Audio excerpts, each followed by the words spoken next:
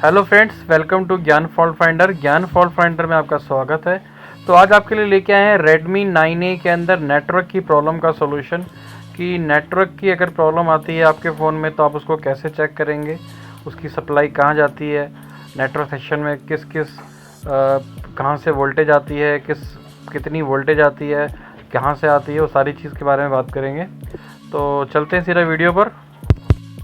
देखिए, जैसे ये हमारा Redmi 9A का पीसीबी होता है और जो ये आप राइट साइड पे जो सेक्शन देख रहे हैं एंटीना टिप्स के बाद AS सॉकेट के बाद, ये हमारा नेटवर्क सेक्शन होता है जहाँ पे हमारी नेटवर्क आईसी और पावर एम्पलीफायर लगा होता है।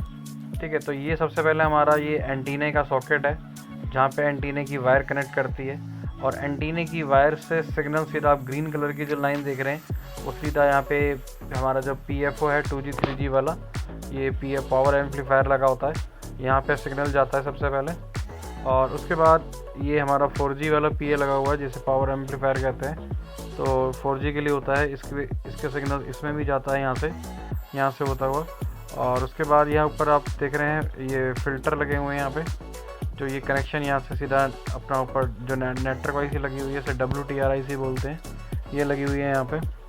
ठीक है, अब इन दो जो हमारे पावर एम्पलीफायर हैं इन दोनों को VBAT सप्लाई भी मिलती है, तो आपको ये भी चेक कर लेना है। जो VPH पावर होती है या VBAT सप्लाई होती है ये चार्जिंग IC से आउट होती है।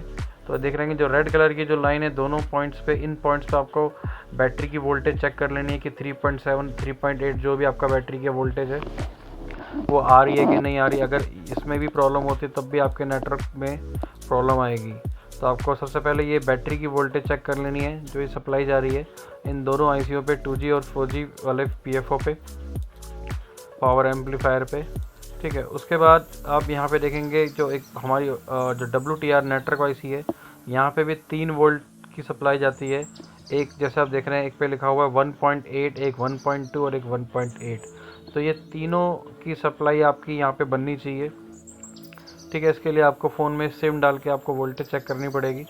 जब आप नेटवर्क चेक करेंगे तो ये वोल्टेज आपकी आनी चाहिए।